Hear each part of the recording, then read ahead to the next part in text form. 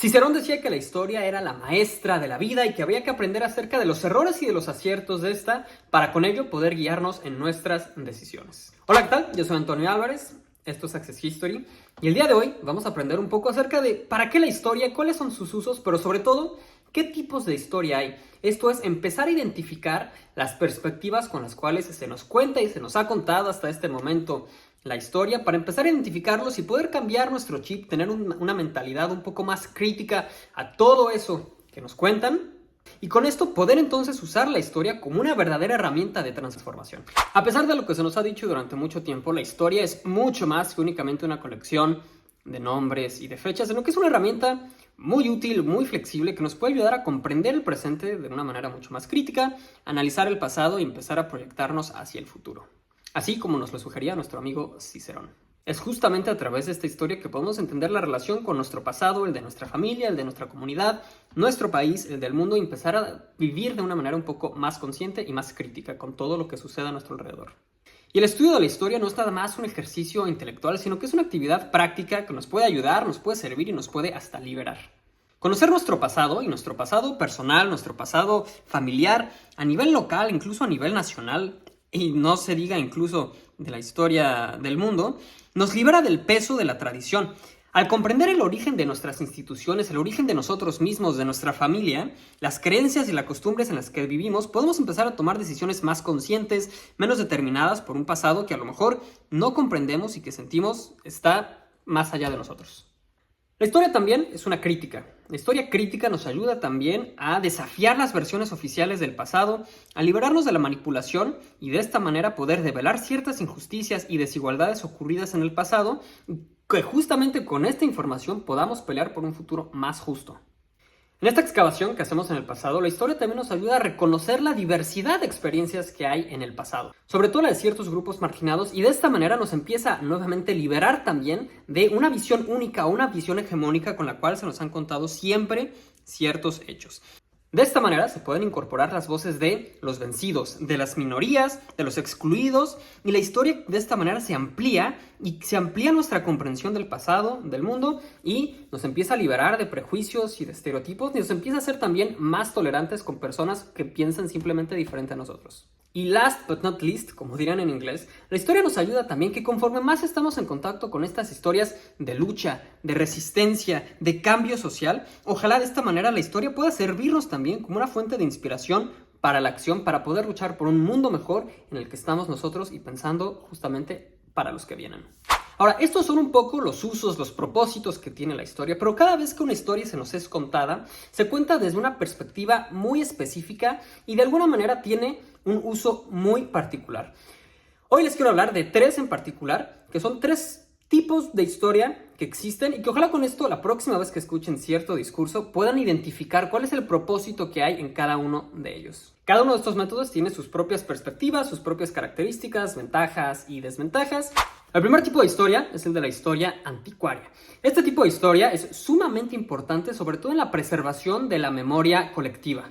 Esta historia a menudo se le suele también conocer como la historia cenicienta y por lo mismo a veces es un poco menospreciada y se le suele tener en un segundo plano porque muchas personas consideran a esta historia, porque es una de sus características, ser demasiado anecdótica. Sin embargo, una de las grandes virtudes de este tipo de historia es que puede rescatar del olvido las memorias, las historias, las tradiciones, las costumbres de ciertas comunidades. Este es el tipo de historia que se suele usar para tratar de conectar con nuestras raíces y con la cual también se enriquece muchísimo nuestra comprensión del pasado.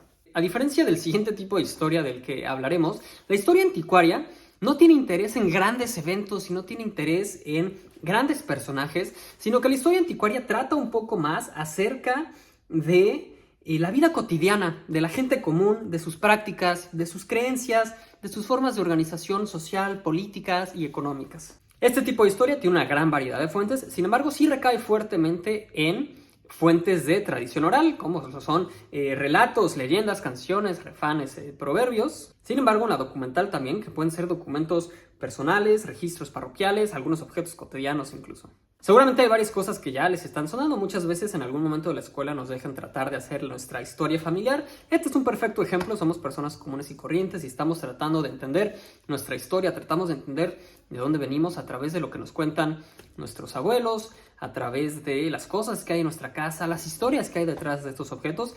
Esta es justamente una historia anticuaria, una historia muy anecdótica, una historia muy relatada. Si ustedes se sentaran con sus abuelos y les preguntaran acerca de cómo era la ciudad cuando ellos eran pequeños, justamente cómo olía la ciudad, cómo se vivía antes, qué pensaban las personas, cómo se vestían, todo esto está justo dentro de este tipo de historia, que es un tipo de historia muy bonito y que no por eso debería de ser relegada a otro plano.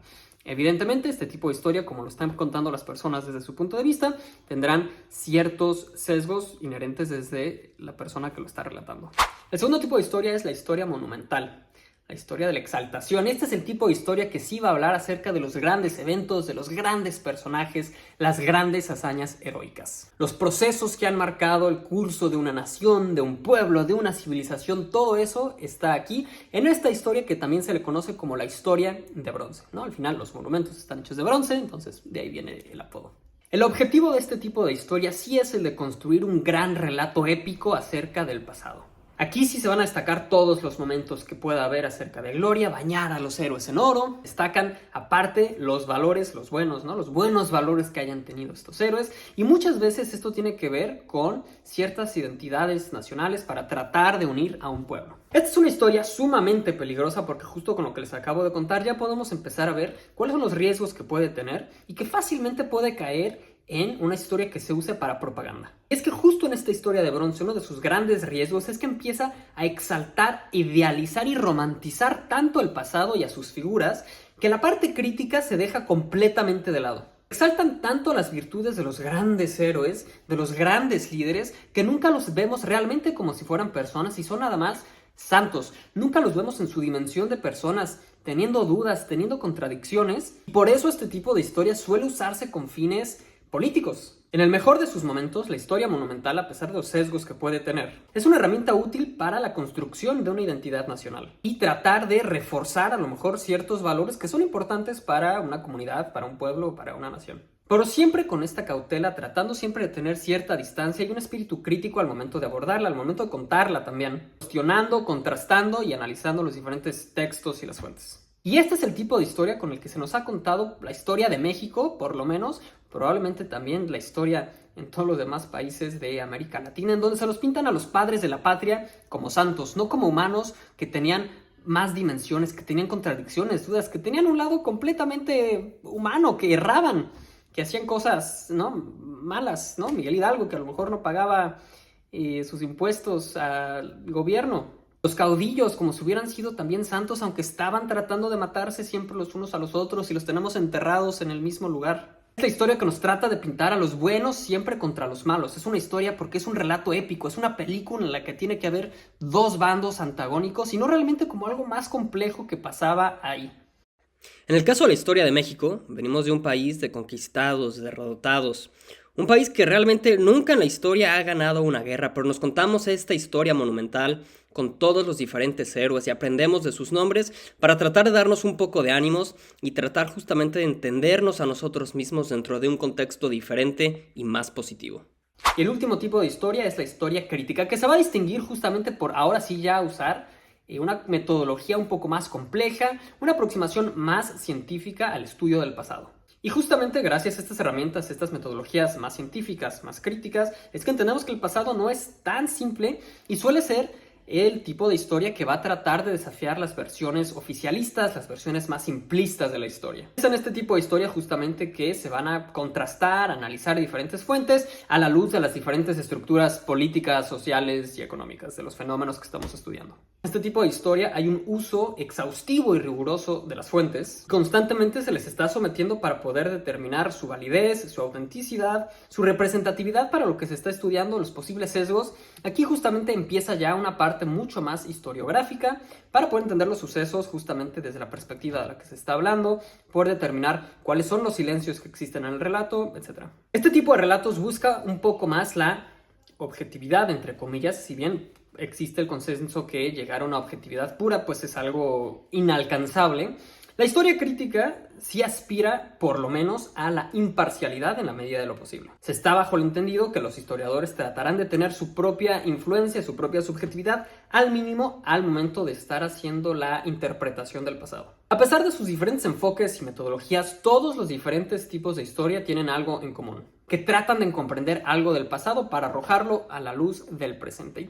Cada uno de ellos tendrá un objetivo muy particular. Y en este sentido, la historia o el estudio del pasado se vuelve algo más que simplemente un ejercicio de nostalgia o una acumulación de datos y de fechas, sino que se vuelve realmente una herramienta para el cambio social, para influir realmente sobre las personas, para influir sobre la mentalidad, sobre el cómo pensamos, cómo interpretamos nuestro alrededor. En fin, no importa en qué parte de tu viaje del estudio de la historia te encuentres, si eres apenas una persona que le interesa y ocasionalmente ve videos en YouTube acerca de este tema, si eres una persona ya más avanzada, ojalá este video te haya ayudado a replantearte las cosas que tenemos en nuestro alrededor, las cosas que escuchamos, especialmente cuando vemos a grandes líderes políticos tratando de instruir a las personas acerca de la memoria histórica. Pongamos atención la próxima vez que alguien nos cuente algo para tratar realmente de tener en mente cómo nos lo están contando y cuál es el objetivo de la historia que estoy escuchando. Nos vemos en la próxima.